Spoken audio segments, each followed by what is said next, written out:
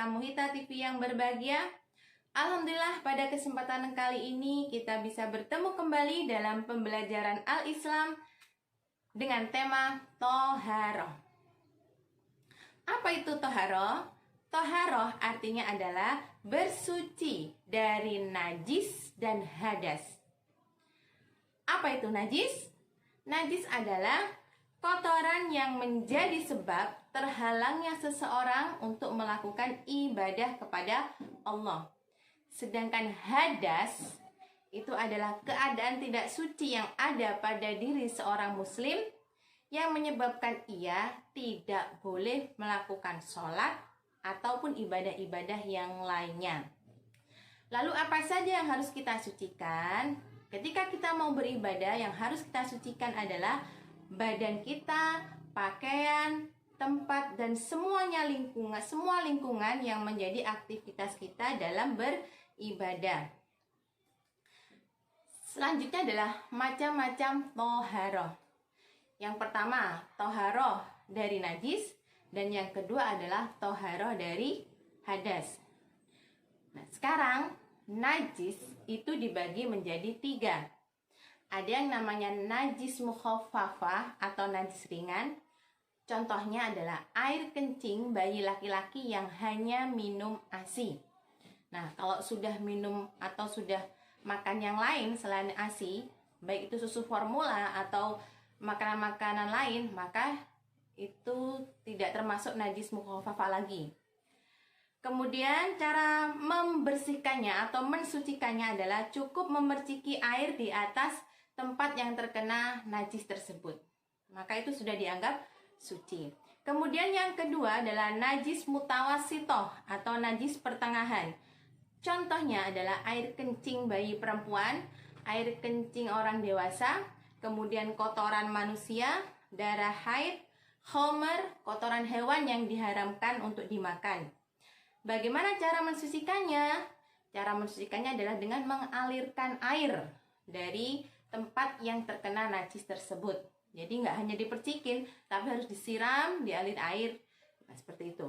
Kemudian yang ketiga adalah najis mughaladoh atau disebut najis berat. Contohnya adalah air liur anjing. Nah, bagaimana cara mensucikannya? Yaitu dengan mencuci atau membersihkan sampai 7 kali. Salah satunya dengan menggunakan tanah. Nah, itu najis mughaladoh. Macam-macam najis. Nah, sekarang macam-macam hadas. Hadas itu dibagi menjadi 2. Ya, hadas kecil dan hadas besar. Hadas kecil contohnya yaitu keluarnya sesuatu dari dubur ataupun kubul. Apa sih dubur dan kubul itu? Nah, kalau dubur itu adalah anus, dan sedangkan kubul adalah kemaluan kita. Nah, apa saja yang keluar dari situ? Nah, misalkan air kencing ataupun kotoran. Nah, kalau kita sudah mengeluarkan sesuatu itu, maka kita termasuk berhadas kecil. Kemudian contoh yang lainnya adalah hilang akal ataupun tidur terlalu nyenyak. Ya. Lalu bagaimana cara mensucikannya? Dengan cara berwudu atau tayamum jika memang tidak ada air. Lalu yang kedua, hadas besar. Contoh dari hadas besar ini adalah misalkan mimpi basah, kemudian haid atau nifas, dan berhubungan suami dan istri. Bagaimana cara mensucikannya? Yaitu dengan melakukan mandi besar atau mandi janabat, ya. Dan kalau tidak ada air, maka diperbolehkan untuk tayamum. Bagaimana cara mandi besar? Nah, ini bagi yang sudah dewasa ya, perlu diperhatikan. Jadi yang pertama adalah niat di dalam hati. Dalam hati kita sudah mempunyai keinginan ataupun sudah ada niat untuk melakukannya, mandi besar ini. Kemudian yang kedua, mencuci tangan dengan menyalahi jari, ya, di sela-sela jari ini harus dicuci sampai bersih. Lalu mencuci kemaluan dengan menggunakan tangan kiri. kemudian berwudu seperti wudu ketika mau sholat, lalu mengguyur kepala dengan air dan menyela-nyela atau memasukkan jari-jari ke dalam rambut kepala atau kulit kepala di sela-sela.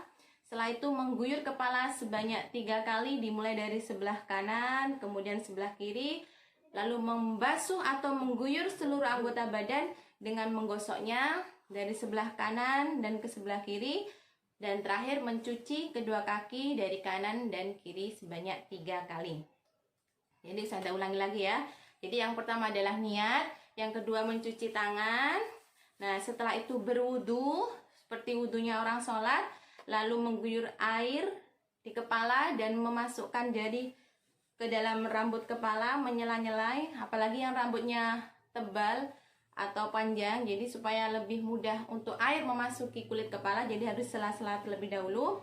Lalu mengguyur kepala sebanyak 3 kali, dimulai dari sebelah kanan, membasuh seluruh anggota badan dan mencuci kaki. Dan tidak usah berwudu lagi ya, kecuali kalau setelah itu dia melakukan hal-hal yang membatalkan wudhu, misalkan kemudian kencing ataupun mengeluarkan sesuatu dari kubul ataupun dubur. Nah, sekarang bagaimana kalau tidak ada air? Nah, kita bisa melakukan tayamum. Nah, caranya yang pertama adalah niat.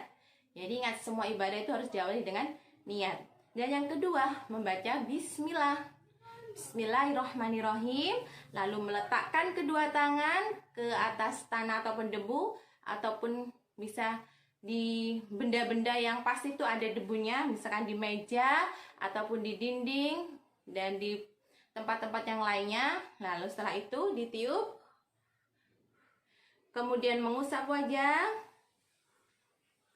dan mengusap tangan sampai pergelangan tangan. Nah, itu tata cara tayamum. Nah, sebenarnya apa sih hikmah dari tohara ini? Nah, dari hikmah tohara ini atau bersuci ini, yang pertama adalah Allah lebih mencintai orang yang suci atau yang menyukai yang selalu dalam keadaan suci. Kemudian yang kedua, hidup lebih bersih dan terhindar dari penyakit. Ya, orang yang biasa hidup bersih maka akan terhindar dari berbagai macam penyakit. Kemudian dengan menjaga wudhu misalkan, maka Allah akan membersihkan atau akan wajahnya akan bersinar lebih cerah. Nah, kemudian yang terakhir adalah kebersihan hidup menjadi terasa nyaman. Nah, demikian penjelasan dari Ustazah tentang toharo. Semoga bermanfaat. Subhanakallahumma bihamdika asyhadu an la ilaha illa anta astaghfiruka wa atubu ilaik. Mohon maaf apabila ada kesalahan. Albirru manitaqa. Assalamualaikum warahmatullahi wabarakatuh.